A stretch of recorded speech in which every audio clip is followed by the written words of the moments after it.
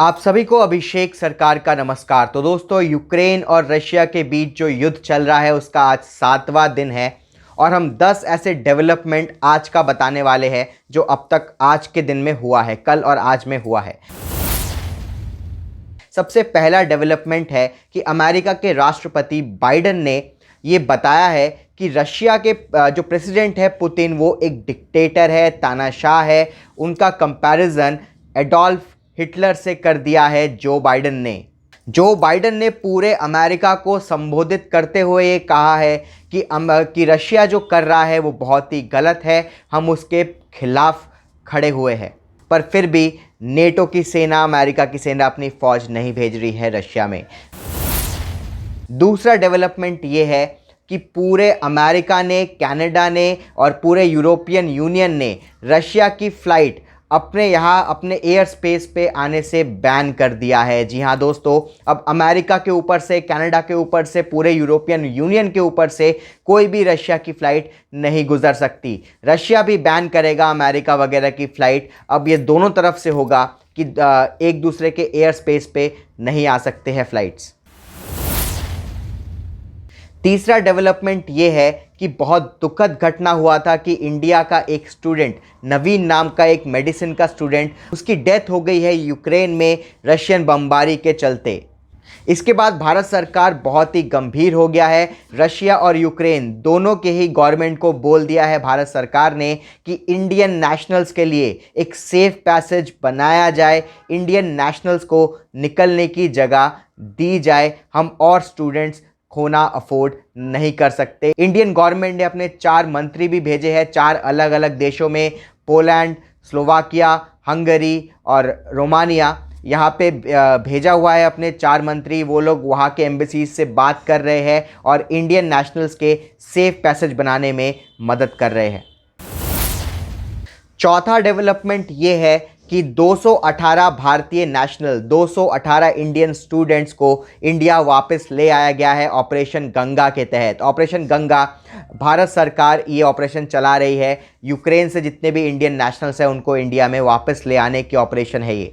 दोस्तों, पहले Indian students जो थे वो यूक्रेन से बुखारेस्ट पहुंचे। बुखारेस्ट से इंडिया की फ़्लाइट से वो 218 छात्र इंडिया वापस लौट चुके हैं। ऐसे कर करके सारे इंडियन स्टूडेंट्स को वापस लाया जाएगा। इंडियन एयरफोर्स भी ऑपरेशन गंगा में शामिल हो गई है और इंडियन एयरफोर्स की भी फ़्लाइट्स, प्लेन्स वहाँ पे जा रहे हैं और इंडियन स्टूडेंट्स को रेस्क्यू कर रहे हैं।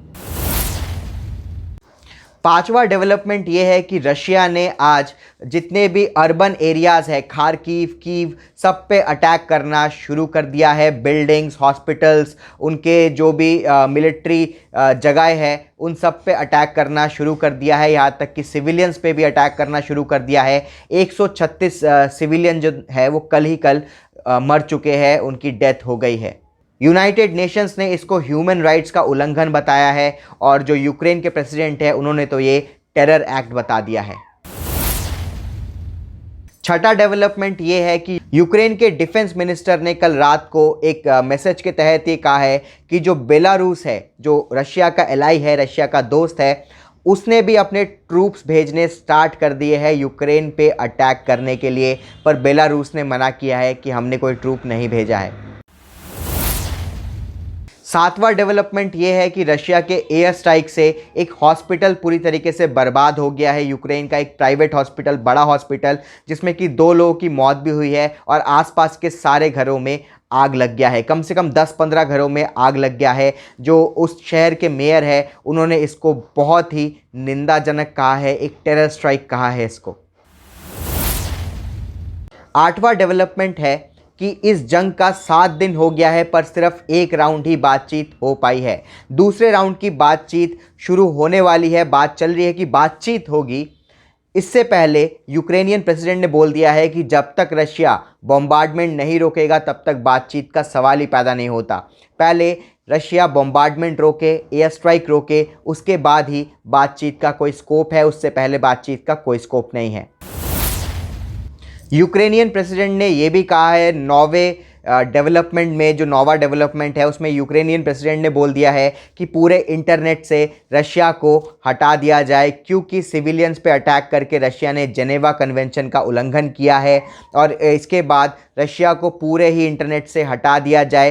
ट्विटर, फेसबुक, यूट्यूब, जो भी है, इंस्टाग्राम, सबसे जो रशिया के अकाउंट्स हैं उनको हटा दिया जाए। रशियन वेबसाइट्स जिसका डोमेन नेम, जिसका एक्सटेंशन .ru है, यानी कि रशिया जैसे इंडिया का .in है, जब वैसे ही रशिया का .ru है, ये जितने भी डोमेन नेम हैं .ru वाले, उनको इंटरनेट से हटा दिया जाए। और ये भी बात चल रही है कि शायद रशिया को UN सिक्योरिटी काउंसिल से भी हटाने की बात चल रही है। इससे पहले कल EU में यूक्रेनियन प्रेसिडेंट ने स्पीच दिया, जिसके बाद जितने भी EU मेंबर्स हैं, यूरोपियन यूनियन के मेंबर्स हैं, वो सब बोल रहे हैं कि अब पक्का हो गया है कि यूक्रेन EU का मेंबर बन जाएगा, क्योंकि सारे जितने मेंबर्स थे सब दिखे हैं कि उन्होंने यूक्रेनियन फ्लैग, यूक्रेनियन सिंबल, ये सब लगा के बैठे थे यूरोपियन यूनियन के काउंसिल में। और अब ये पक्का हो गया है कि यूक्रेन अब EU का मेंबर बन जाएगा।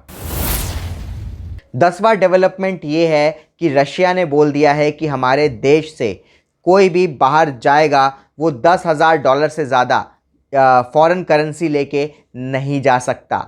जो भी $10,000 से ज़्यादा फॉरेन करेंसी लेके जाएगा उसको रूस से बाहर नहीं जाने दिया जाएगा। तो दोस्तों, ये थे 10 इम्पॉर्टेंट डेवलपमेंट। अब और ज़्यादा गंभीर अटैक कर रही है कीव पे, खार्किव पे, इन दोनों बड़े शहरों पे, यूक्रेन के बड़े शहरों पे रशिया अटैक कर रहा है। हम जो भी डेवलपमेंट होगा आप तक पहुंचाएंगे। हमारे वीडियो को देखते रहिए, चैनल को देखते रहिए, और ऐसे वीडियोस देखने के लिए सब्सक्राइब कीजिए हमारे चैनल को। जय हिंद।